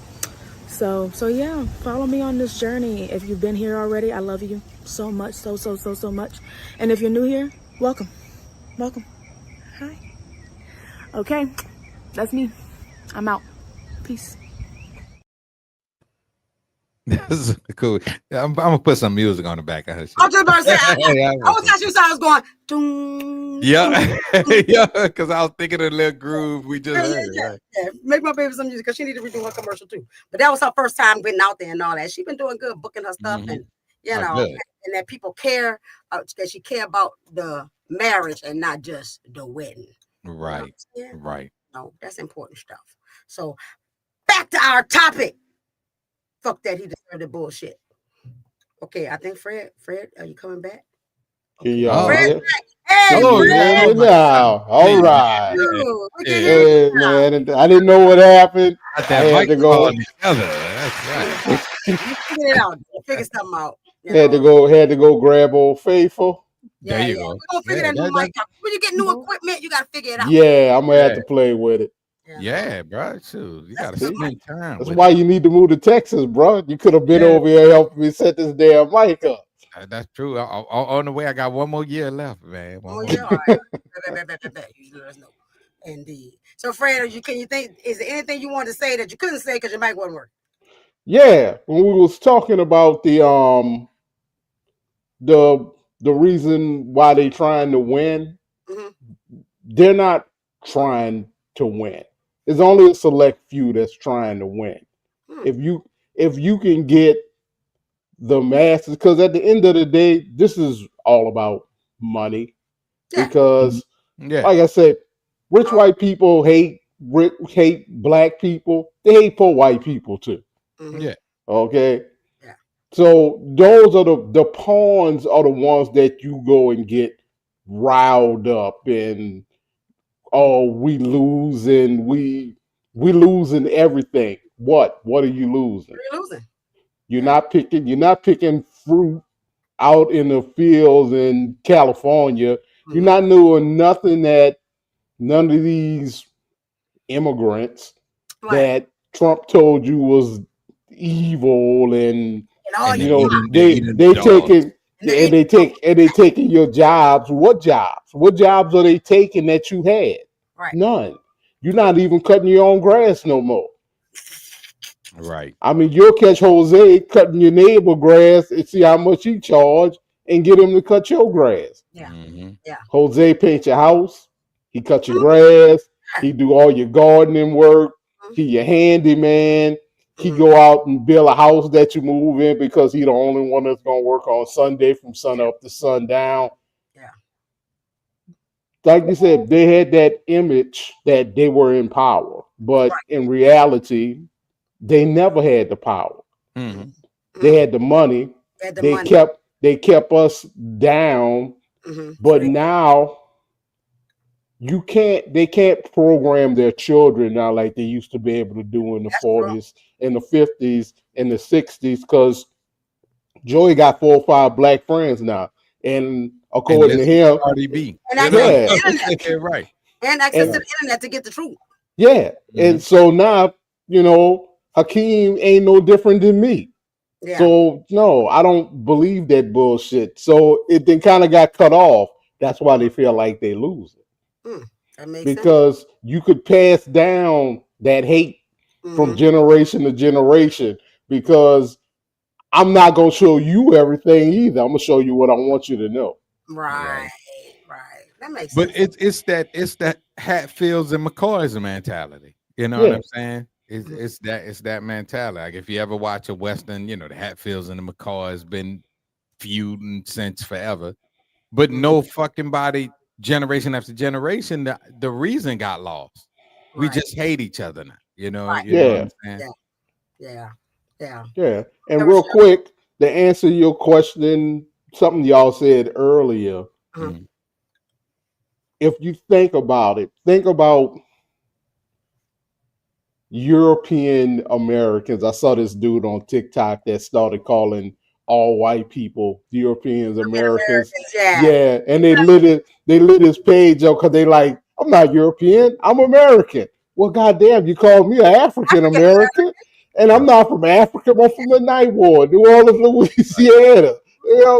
But if you think back on their history, European Americans, Yeah. their whole history is nothing but war and conflict. Yep. Yep. Always. Always try to power control. That's it. Their Always. even in the BC, y'all, even BC, Yeah. that's where patriarchy came from. Right. Them coming in trying to power control things. And that's why they don't have a history, they don't have a culture. Right. They never took the time to build a They culture. didn't build it. They and don't they have tried fried to do it. chicken, collard greens, and, They don't. and No. bread. They They don't don't. have hoe cakes. Yes, I call them hoe cakes. Because they Because them hoes hoes be eating them. gotta eat. Hoes gotta eat too, bro. Well, they don't have a culture. And that's why everything has been about a takeover. Yeah, it's always a takeover. When Columbus first got here, what was the first thing he did? Slaughtered all them people when he got here. Mhm. When But they started moving west, he let them teach yeah, him their ways first, and then he slaughtered them. Right. yeah, yeah. I steal from him first. And when the people from England, Europe started moving west, the Indians was in their way. What did they do? Oh, Slaughter. they're savages. Everybody They got went Right. in, they slaughtered them, they tried to convert them because Indians worshipped the land yeah, it's all about nature, the and land. everything, all of that. And they went in there, yeah, It was about unity with the earth. earth, yeah. Respected the environment they were living in. Yeah. But European Americans came in. No, Jesus Christ, bro. Yeah, you gonna learn this. Oh, you don't want to learn this? You're a savage. And they wiped them out. And to this day, they don't want to talk about it. They don't want to admit it. They don't want to acknowledge nothing. They just want you to forget. Like, you live in a state. Every state that we live in was either part of Mexico, the Native Americans, because they're the only real Americans. Right. Right. It was them, and then you just cut out the worthless part of their land and said, "Here you go. Yeah, we did you dirty, dog. Here you go. We're gonna give you some of your land back. It's the most useless part of your land that you can have. Y'all figure it out. Y'all can do whatever y'all want over here." Right. And now they hating on them now because damn near every Indian reservation got like 2-3 casinos on there, and they freaking Yeah, they making bread. making bread. They hire their own people. Yep. They split the revenue between everybody on that reservation. Mm-hmm. They figured out the game. They figured out the game. Yeah. Mm-hmm. Rochelle said we shouldn't just use immigrants for cheap labor. I concur. But see, that's because you could get to slavery. That's why. Yeah. European Americans been made. That's how they made all their money, off of immigrants and cheap ass labor. Yeah, but I mean, that's still in play. I mean, minimum wage. I was about to say that. You know what I'm saying? Why is it 2025 and minimum wage is still $7.25 an hour? No damn sense. Yep. Who the hell? What? Not even a teenager can live off of that in their parents' house with no bill. For real, because a polo T-shirt is $80. Come on, man. Thank you. How many paychecks you need for that? Right. Damn, bro. But it just forces you back into the hustle, though. Yeah. And then with the hustle, they can really get the cheap labor because they have to be in jail. Yeah. Rochelle said, and Josh is trying to school you on your own history because he found out on the internet. Yeah. Right? Yeah. Because we got the internet now, so we got access. That's the same thing that happened when the whole TikTok thing happened and all that. And years and years they've been like, because the Chinese this and the Chinese that and this and that. TikTok went down. They jumped on that Red Book app, and all the Chinese is like, "Hey, people, y'all, you want me to teach you some Mandarin?" Like they're like, they was like, "We thought, y'all thought no, we thought no, for real, it's like that over there. No, it's really like that over here. What is like over there? Oh man, you 1 month of rent over there, you could get 3 months of rent over here. Right. That's why I need to move." Right. So, I remember what you were saying. If we found our own Wakanda. They would be all right for a little while because it's what they think they want. It's what the elites told them that they wanted. Right. But then eventually they got to find somebody else to hate. Somebody, yeah. Because they can't exist without hating somebody. Yeah, I mean, that's what I'm saying. Yeah, that's what I was saying. So now you got to hate the poor white people. Right. Then eventually you're going to be like, damn, we let these motherfuckers leave. Now we can't do shit. Yeah. Let's go take them over and bring them back over here. That's what would happen. Well, yeah. Well, I know because every time we do something and they be like, damn, they don't really need us. Let's go fuck their shit up. Right. But that's what I'm saying. Like their whole existence, and sticking with the topic, right. Their whole existence, the whole reason they have to have somebody there has to be somebody has to be oppressed. Right. Yeah. You have a person who they held in high esteem gets murdered by a white person. Well, we got to figure out a way to make this a black thing or a liberal thing or whoever it is we hate this week. You know what I'm saying? Instead of just making it a freaking murder. That's it. One guy murdered one guy. Another guy. Yep, that's it. Because that's all that happened. And that's all it was. Yeah, and that's why I say that's why I was looking at us as a community, like, yo, get off of that celebration bullshit and stop being so emotionally angry. Yeah. That he died. And going back to the martyr piece, that's the shit that makes martyrs. Yes. Yeah. You know what I'm saying? Yes. You know what I'm saying? When Chicken Phil died, had a stroke on Zion Galvez because he wouldn't get off that crack. He wasn't a martyr because people were like, Chicken died. What? Damn. I knew that nigga was gonna die soon. Later. And went into the liquor store and got the 40 ounce of OE. Yeah, that's it. That's it. What creates a martyr is the person is just simply never forgotten. Yeah. You know what I'm saying? Yeah. And the thing that's keeping him alive is the fact that people keep talking about it, which is why I can guarantee y'all we won't be talking about his ass again. No. Let me make a public record. I didn't want to talk about it today. You know? It was like, we got to talk about Chuck. I don't want to talk about no goddamn Chuck. And I only brought it up because one is a trending topic and we should talk about it. Yeah. I mean, we got to do what we got to do. So I wanted to talk from a mental health standpoint about how we were responding to it. Right. And here's my next point. Fred, move your mic down a little bit. I can hear you now. You sound like a creeper man. I am the creeper man. Candyman. I walk through my neighborhood looking through people's windows. Oh no! Don't do that, Fred. Don't do that. Don't do that. That's all right. I'm dressed as Donald Trump, so Okay, good. All right. nobody ever bothers me. They All just be right. like Donald, and then I just run down the street. Oh, you're so all right. So this standpoint is the biggest standpoint that I want to come from, right? Mm-hmm. And I was gonna have George on, but he don't feel good today. So George had been positioning himself on the internet for the past few weeks and stuff as a black conservative, right? Right. All people got up in arms. Ah, you shouldn't. What would you mean? Ah, and all that. And then he's like, no, not. Let me explain. Like, I am a black conservative. I still believe in the right to choose. I still believe in LGBTQ rights, and you know, and I'm an advocate and an ally and all that kind of stuff, right? And they're like, but that don't make sense and all that. And even in my house, my son-in-law was like, what you mean conservative? And I was like, do y'all pay attention to what words mean? Right? So No, most people don't. and therefore I checked out some. So wait, let me get to my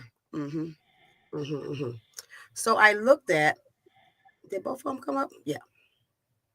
Conservative. And we did an etymology.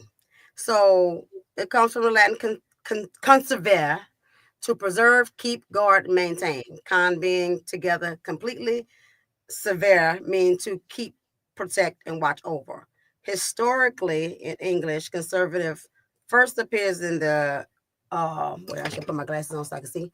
In the 14th century, in the sense of tending to or preserve. By the 19th century, it had darkened. I can't see. It had hardened into the political label for people resisting rapid change, especially during and after the French Revolution.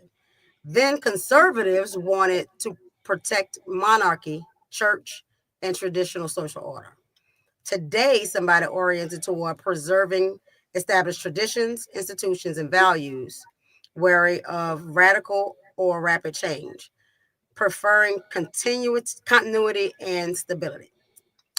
So then, liberal, from the Latin liberalis, of freedom, befitting the free. Liber equals free, also root of liberty. Historically, medieval times, it was generous, noble, and the opposite of narrow-minded or mean-spirited. In the Renaissance times, it's tied to liberal arts, which is the study suited to a free person and not bound to manual labor. 18th and 19th centuries, which is the age of enlightenment, liberal shifted to mean someone who supported individual freedom, open-mindedness, and reform against oppressive or rigid systems. Today is generally aligned with the openness to change, individual rights, civil liberties, and social reform. In the U.S., liberal is often shorthand for center-left politics. Though globally, it can mean pro-market, classical liberalism, or progressive modern liberalism. So with those two things, I started thinking about the fact that he can be a black conservative, right? I can be Right. conservative liberal or liberal conservative, because there are certain things that I do want to conserve. I love the black family. I want that preserved and conserved, right? I want, I want babies to grow up with both of their parents. I want people to be able to get a good job. But there are so many things that I believe in that I want to preserve, right? So in that regard, I'm conservative, but I also believe in freedoms because I don't want black people to stay down, and they've been down all this time, and I don't want systems that keep us from moving in the navigating life and the things we need to navigate. I want those things going because that's traditionally conservative, right? That's how things used to be. I don't want to conserve that. I want that to be liberated, right? I believe in the freedoms of people and all that. So bullshit or no bullshit, conservative means to keep it together and preserve, and liberal means to free it up and expand. Do you have to choose one, or can you be both? You can be both. You can be both. You can 100% be both because right, there are certain things I would like to keep, quote unquote, traditional. Right. But I want to be able to move about my life right unhindered. Exactly. You know what I'm saying? So Yeah, like, you can always be both. That shit is not even about picking a side. That's what I mean when I say that, like that again, earlier imaginary you shit. said, what are we fighting for? Because Exactly. It's plenty of times. Like sometimes, we'll be in the car. I'll be with with Melissa with the kids, and I'll see like like a white person jogging down the street in a nice neighborhood, mhm, and I'll be like, hey, look at that. I say, yeah, we want that too. yeah, That's it. that's it. Yeah. Simple ass shit like that. Simple as that. Simple as fuck. If my black ass running down a night or jogging on nice fucking in a nice fucking neighborhood, police nigga, what you running for? Nigga, I'm running because I'm jogging, bitch. Yeah, right. You know what I'm saying? I'm Right. not running from That's a or sign, to right, anything. You know what I'm saying? It's called jogging. There's no Right. destination. You know Right, what I'm saying? right. But yeah, it's like that. It's like I want to get rid of stereotypes, but there are some things like for me, honestly, I would change a lot about us. You know what I'm saying? Like as black people, it's a lot of shit that we do that keep us in an oppressed That scenario. You know what I'm saying? And but it's we don't approach it because niggas want money. You know what I'm saying? Niggas want money. Going back to what you said, Fred, it's always about the money. Money. If you go back Always. further to what I said, it's always about the fucking money. You know what I'm saying? It's always about the go money. back to what Kanye said. They taught us to hate ourselves and love their wealth. Exactly. Yeah. Exactly. And so yes, absolutely you could be both. And you know what? Absolutely you should be both. And you told the truth, everybody is both. You know what I'm saying? That's where I was gonna come from, Brian, because what made me think about that was your viewpoint on the atheist. Right? So everybody is a little bit atheist or 99% atheist, right? Because I'm only believing what I believe, right? And all that. Then everybody is liberal and conservative because there are things that you want to conserve and there are things that you want to be free about. Right. I want to conserve the family, but not in a traditional sense. I want everybody to have family the way they think family is, the way they choose their family. Right? You don't dictate the whole thing, but you can preserve family. But it don't need to be like you think it should be, because that definition can be expanded. Yep. You know? So stop trying to live in the box, people. You don't have to pick one side, and especially as black people, we can't live in one of those boxes. We can't. Yeah, because for real, we don't fit in none of the boxes. We don't fit in none of the boxes. We don't fit in none of the goddamn boxes. For real. Like our own groove is the box that fit. And two mistakes we make. We always inviting people to the goddamn box. You know what I'm saying? We let anybody stop fucking inviting people to the cookout. You don't like everybody can't come. Exactly. It's like, oh, you like Wu-Tang? You can come to the barbecue. Nigga, it take more than that. Thank you. You know what I mean? You get to the fucking barbecue and be like, yeah, Wu-Tang some trash. Damn, nigga, I thought you said you like Wu-Tang. I like Metta Man. I just like Method Man. I don't like Wu-Tang. I didn't get it. Is a whole lot of niggas, okay? Right. Which one you like? Yes, indeed. You know? So, yes, I don't like anything, of course, that keeps us trapped or keep us boxed in and all that kind of stuff. So I think like we need to pay attention to the language of the thing and all that and stop allowing this whole thing, like you said, Brian, like what are we arguing for? There is no argument. The Democrats and the Republicans, same thing. Left and right, same thing. Liberal, conservative, same thing. Like, you know, and my baby said something the other day when the shooting happened and all that, and we was talking about it, and out of the blue, she said, everybody just needs to shut up and be a good human. And I'm like, 100%. Yeah. You know, and it's really, I'm gonna put it on a t-shirt because what? Yes. Yep. Yeah, that's pretty much it. The only reason there are boxes is because there's a handful of people that's extreme about what they believe in. Well, now we're realizing that it's more. And no, let me say this too. Okay. People don't like getting thrown out of the tribe. That's so if I say if you're a Baptist, and you say, no, I go to church. And then everybody start getting on you because you black, so you should automatically be Baptist. Most people will crack to the pressure because they don't want to get extracized out of the tribe. You're willing. Because if you got kicked out of the tribe during the caveman days, your ass starved to death. You died.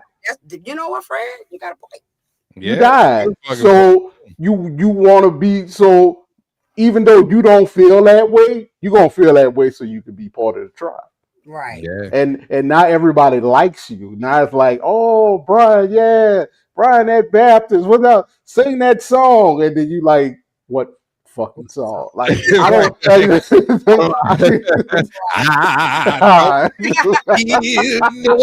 waste time.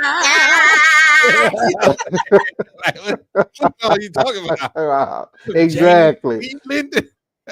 So it's hard when you go against the grain. Right. That's true. And you have to be strong to go against the grain. Yeah. Right. Yeah, that's why they call people that go against the grain, you either you ignorant, you're crazy, rebellious. All rebellious. Right. All the black sheep of the family.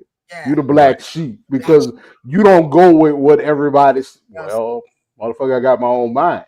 So that's why I don't go along with, because I can agree with some stuff that some people say. That's why y'all 100% right. You can have liberal views and you can have conservative views. I don't believe in abortion. Right. But I do believe that you should have the right, if you need to have one, if you got raped, how can I tell you, force you to keep that kid? Right. You don't use the abortion clinic like a freaking like birth control. Plan B pill. Yeah. Right. Let me go to the abortion clinic. Yeah, exactly. Drop me on. Yeah, just like, oh, this is my 10th time in here. Like, no, like, and I see that stigma also get put on black people. I sat with somebody in the abortion clinic as support one day, and I paid attention to the conversations happening around me. And there was a black lady in her 30s that, and I guess it's the therapist in me, I don't know. People just want to tell me these stories. So the black lady started telling me her story and how, she's in her 30s. She her last semester of school, about to get her career on and this and that. And I thought I wanted to have this baby. And I thought about it, was like, ugh, I can't do this. Right. And on the left of me, there was a young lady in her 20s that already had 4 kids, 3 of which baby daddies was in jail, and this one wasn't no good. And she was like, I can't keep doing this to myself. I am trying to get my life together. I just started school, right? And stuff like that. And then I hear these 2 white ladies sitting over there, and one is telling the other one, like, oh no, it's not really a big deal. No, I've had like 3 or 4 of them already. Come on. Let me tell you why you're right. You look at the black family, even single mother, all coupled up. Boo cool fucking kids. The white family, nuclear like a son bitch. Yeah. There's been some goddamn abortion. You know what I'm saying? Yeah. And and that's saying it's the double standard. You know what I'm saying, all the time. It's like I'm making the assumption that, because me and Gray was talking about it too. The idea that to be pro-choicers are not pro-abortion. We don't. Right. Because I'm pro-choice all day. That does not make me pro-abortion. Right. Right.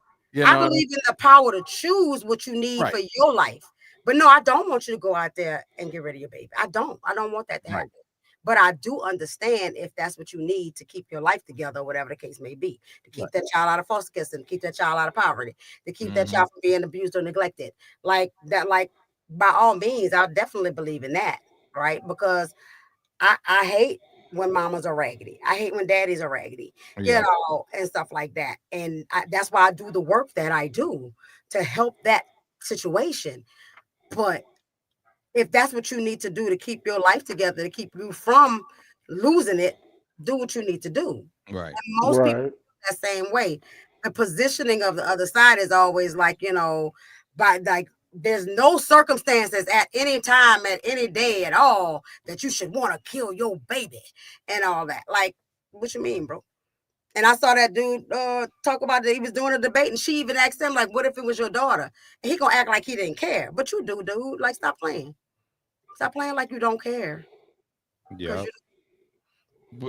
If there are a lot of women's husbands that keep BC from them as a form of abuse. Okay. Oh, I thought it was abuse. I was Stop messing with the typos, man.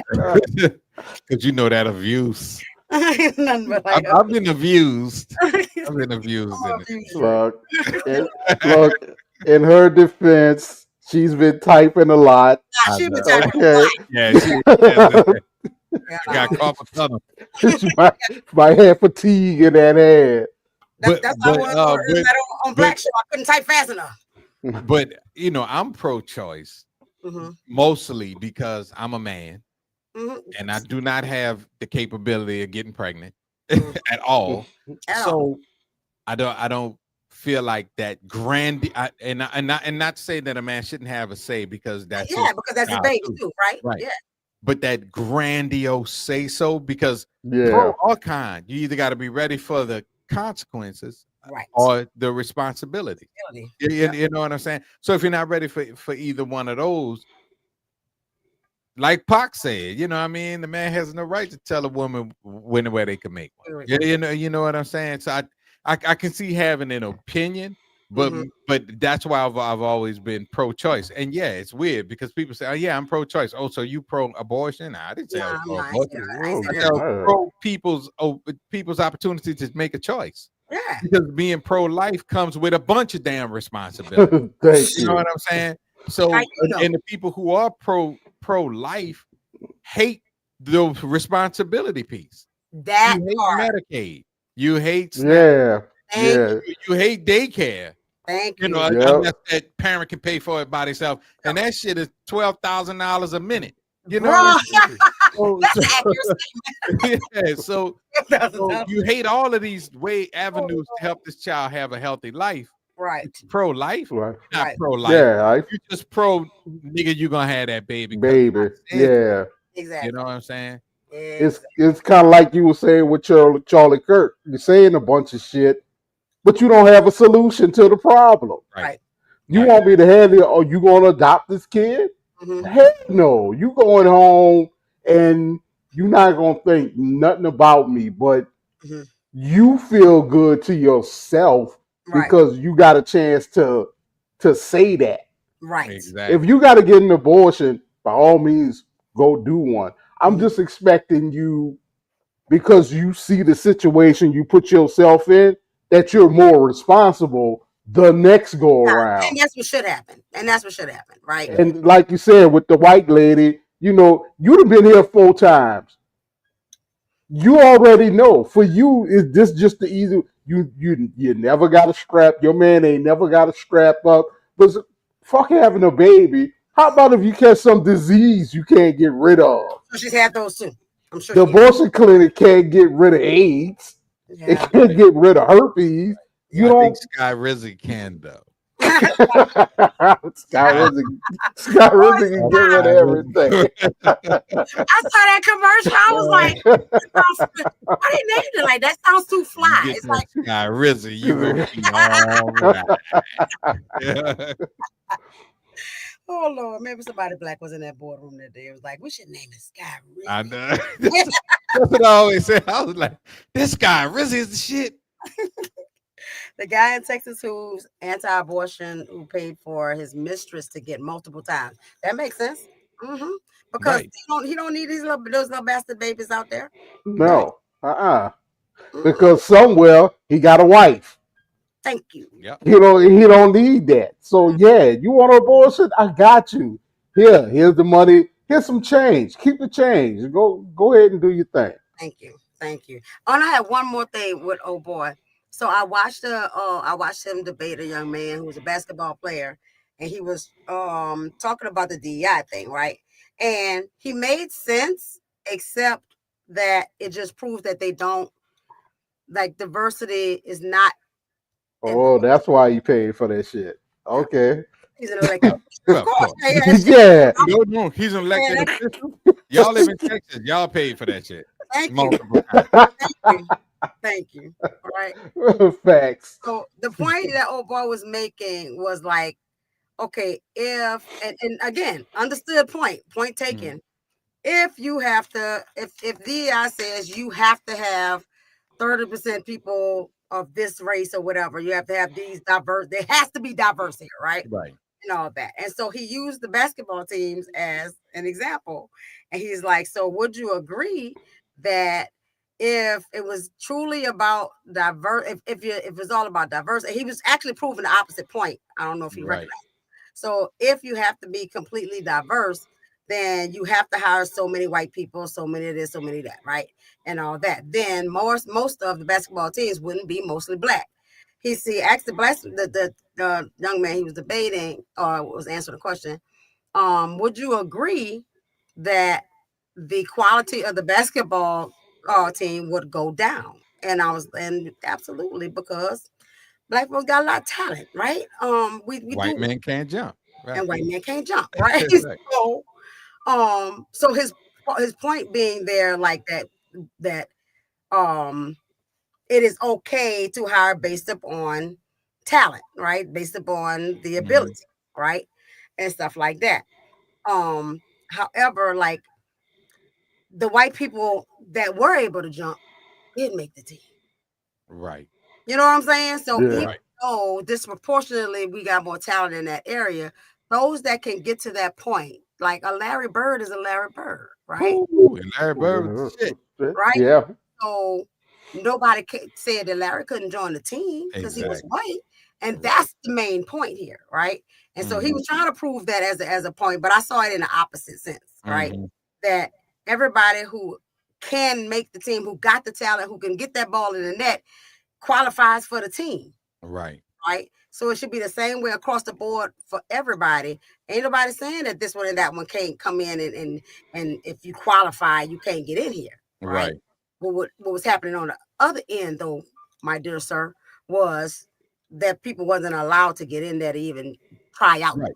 Right. You can have all the talent, education, skills out the ass. You're black, and that disqualifies you. So, exactly. And that's and unfortunately, like people like Charlie Kirk, and I don't, and you know, to be honest with you, I don't even know if he really believed what he was saying. I don't think he did. I don't think he really believed. I don't think he was a firm believer in what he was saying, but he made his money. He was making money. Yeah. I'm not absolutely sure because I haven't researched completely. But I've heard in some spaces that he started out just trying to get votes for that side because the votes was going down. And however they was doing it before wasn't working. And so they attached to that Rush Limbaugh. That mentality. And that is a popular way to go because you got a lot of white people out there who want to say it. Nobody listening to Rush no more. Like that's old school. Right. They need a younger person to get out there and say the same stuff so that they can get the white folks, the young white folks in on it and all that kind of stuff.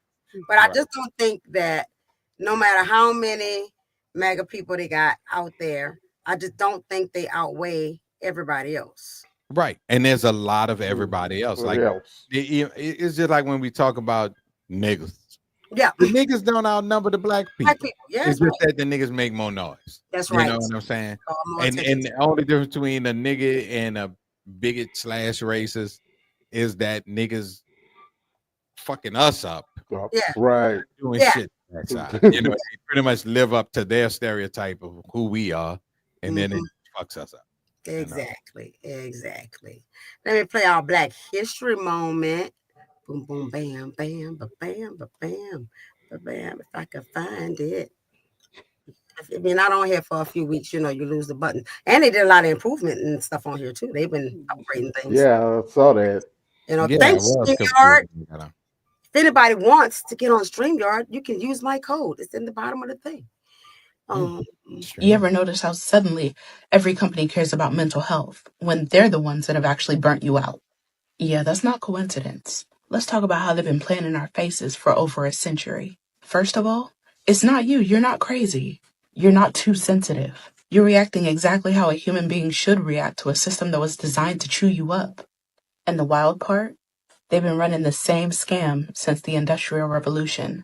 Back then, they had people, including kids, working 14, 16-hour days in nasty, dangerous factories. Folks were dying on the job. And instead of fixing it, the bosses were just like, you need to toughen up. Maybe pray harder. Get your mind right. So if you fast forward to now, same mess. Prettier packaging. You're working 2 jobs. You're answering emails at midnight. You're having panic attacks in your car. And they hit you with a mindfulness webinar and call it support. Because fixing the system, that costs money. But blaming you, that's free. They took something real, mental health struggles, and flipped it into a branding opportunity. Slap a pastel logo on it, sell you a self-care journal, and keep the machine moving. And it's not just companies, it's a whole setup. Anytime regular people start breaking down under pressure, America's first move has never been to fix the problem. It's been to shame you, distract you, and sell you bootstraps. The Great Depression blamed the poor. The 1980s recession blamed the lazy. And right now, they blame your attitude, don't they? Same playbook, different players. You're not broken.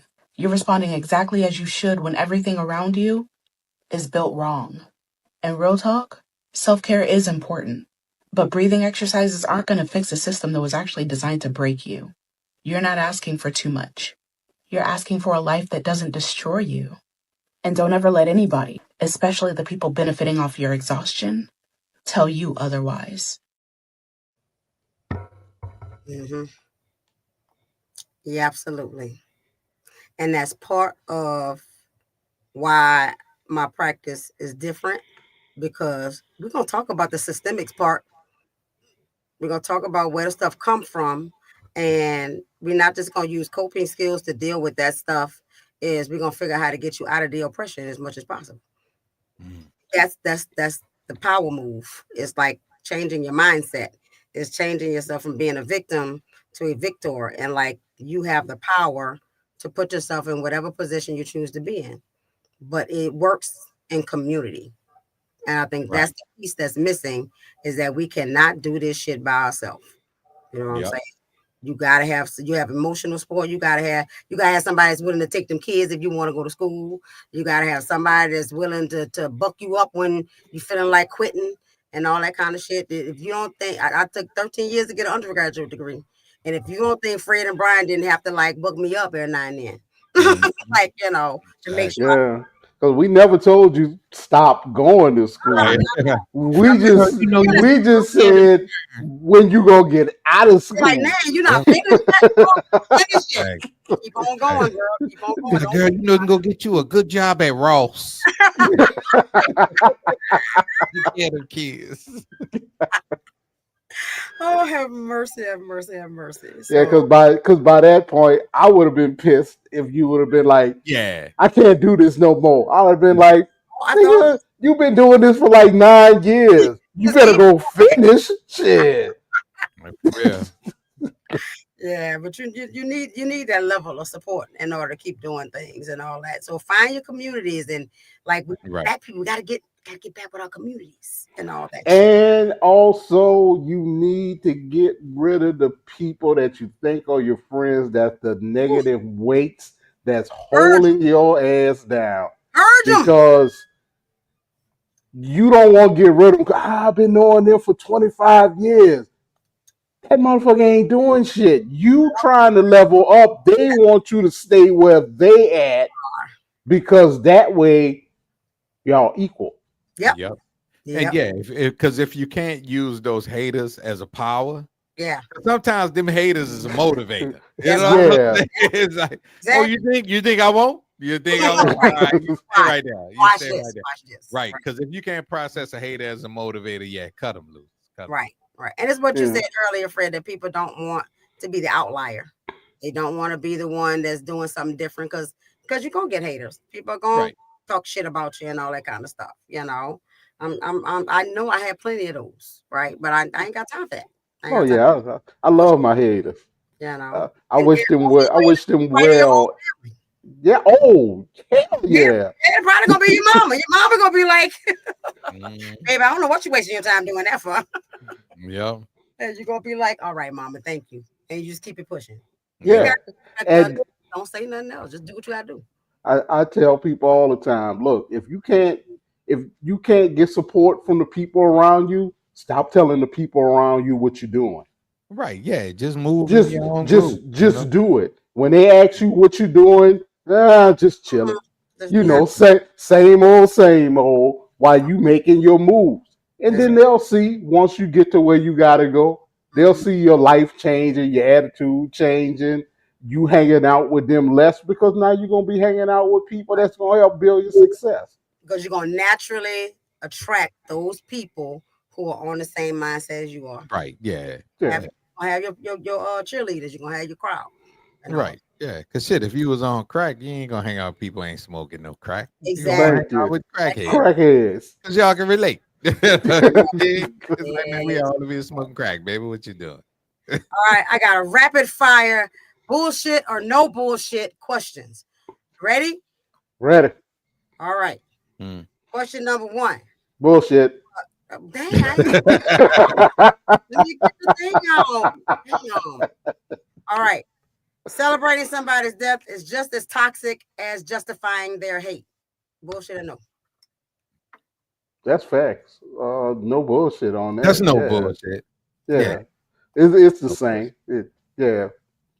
All right. Apathy about political violence is a survival mechanism and not ignorance. A survival mechanism? Gee, I don't think I ever looked at it like that. I can see it as a survival mechanism. I can see that. Yeah. That's a good one, though. Yeah, that was a good one. I never looked at it like that. Right. And that's why I brought it up as like as trauma. Like there's a trauma response to not give a fuck about human life. Because naturally we care about human life. For you to be like, I don't give a fuck if he died or not. Like that is a survival mechanism. Like I can't afford to care. Like Okay. I see it now. All right. Yeah, I can't invest my emotions in it. I did. Exactly. All right. Every assassination creates a martyr, whether we like it or not. No, absolutely. No. Martyrdom makes people louder in death than they ever were in life. Facts. Yeah. Facts. I mean, even people we hated. I mean, Hitler is hated in Germany. Yeah. But anytime you mention his name, everybody know you're talking about. Yep. Exactly. If the shooter had been black or brown, the whole community would have been on trial. Yes. 100%. The shooter was white and we still on fucking trial. Exactly. Yeah. But we're on trial as an scapegoat so that they don't have to sit there and be like, wow, not only was he white, he was a card-carrying Republican. His mama and his daddy voted for Trump. But hey, he was sleeping with that gay guy. That's right. That's why he did it. That's why he did it. All right.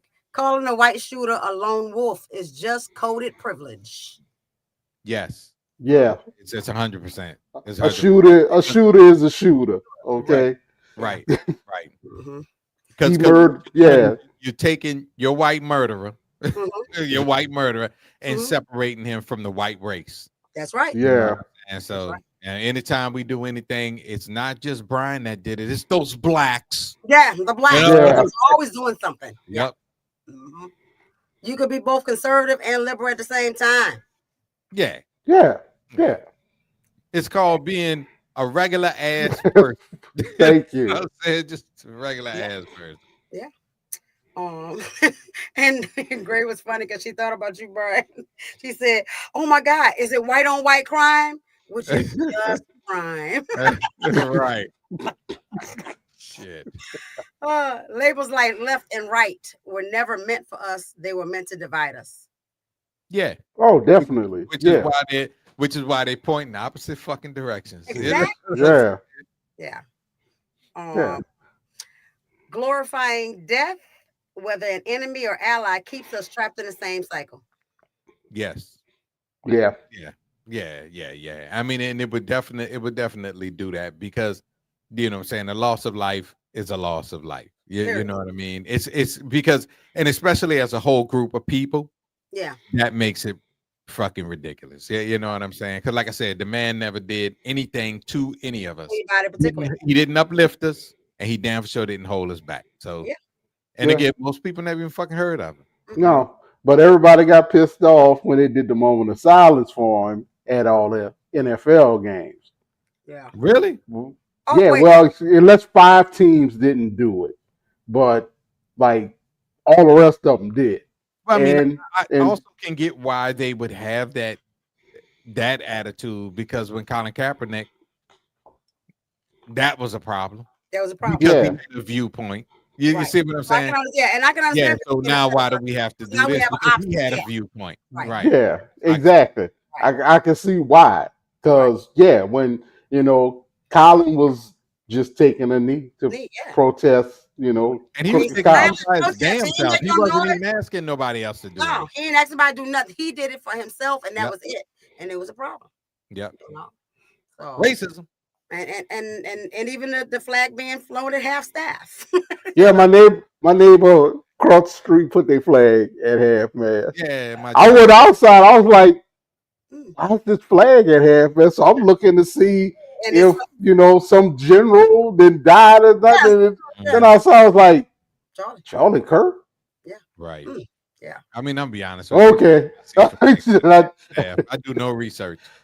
You know what I'm saying? I wonder why. Yeah. Because that's usually who they do it for. If a president passes away, or a vice president, or some senior member in Congress. Right. Yeah. I'm like, oh, they trying to make this dude super important. Okay. And I went back to work. Because I told somebody to get upset about it. I said, I really don't care. Yeah. I wasn't at all. Yeah, it won't. He won't turn into an important person. He'll just turn into a podcast conversation. You know what I'm saying? Like that's not this podcast. No. Right. Just so that y'all know. Yeah. All right. Final one. Cyclebreaking means asking what needs preserving and what needs liberating, not what team you're on. Yes. Yeah. Yes. Because the teams are false. You know what I'm saying? The teams are no real teams. They weren't. Yeah. So get it together, people. Think about it. Think about it. They're just people with different opinions. That's it. And that's all they are. Yes. Everybody had a right to this. The three of us don't always agree. I know we sound like we do all the time, but we don't. Right. Because I didn't want to do a podcast about Charlie Kirk. But here he is Put doing that shit podcast and talking the most. So talking about Charlie Kirk. He had something to say though, didn't he? Mm-hmm. Yeah, I did. I did say a lot. You did a good job. It was wonderful. Thank you. Thank you so much. Anybody have final thoughts before we roll? Well, I want to leave y'all with this. Get focused on what's real in life.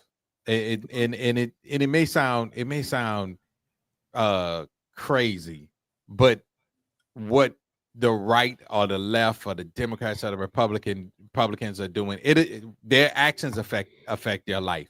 But the whole choosing a side piece, like one side is right because it's called the right, exactly. The other side is wrong because it's not called the right. Those things are artificial. Focus on what's beneficial for your life, for your family, and for your benefit. And it's almost more important that they didn't do a season 3 of Mindhunters on Netflix than it is about what if you pro this or anti that, because it'll always just be your opinion. That's it. That's it, and that's all. Anything for it? Yeah. You can have your own thoughts. You can think how you want to think. You can be pro this and anti that and still be okay. You're still a person. Don't let outside people with narrow-minded views stop you from thinking how you think. Right. It's okay to be different. You don't have to be like the rest of the group. You can be by yourself in the corner thinking how you think. You're okay. Yeah. And I agree. Don't keep appeasing everybody else. And y'all know me, like, get out of the box, man. Like, see this little box? Like, get out of the box. I mean, I can make some circles or something because boxes ain't good. Right. You know, don't start thinking just in alignment with whoever's around you, and be an independent thinker.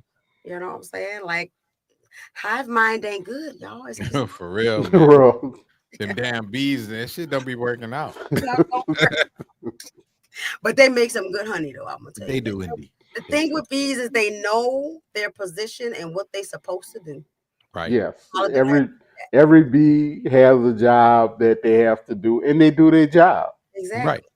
That's all they do is their job. In the bee movie who wanted to be a pollen jock, but he got out there. He was the best pollen jock he could be. You know what I'm saying? He decided Right. to go against the grain, but that was okay for him. But everybody else was doing the thing that they wanted to do, and that was fine. That Yeah. was absolutely fine. You know what I'm saying? So, y'all, we're gonna leave with that. We are conscious, we are aware, we stay prepared, and we ain't never scared. Never scared. Remember Never that. scared, y'all. My mic will be working next week, people. Don't worry about it. Get your mic together. Yeah. And of course, if there's anything y'all want to see us talk about, you like except Charlie Kirk, because we already said that's Yeah, all. we already talked about him. We're Topic done is with done. that. That topic is though over and all that. Now we're gonna move on to more significant things in our life, and that's what we're gonna do. So let us know if y'all want to hear something specific or something we should talk about, or you want to come on the show and talk about stuff. Just let us know. Like, you know, we're down for all that stuff. You Right. know, I got lots of good stuff for you in the season tree. In the season tree. All right. Season Yeah. tree, baby. So y'all have a good one. Don't let nobody bullshit you this week. And we out. Peace. Later.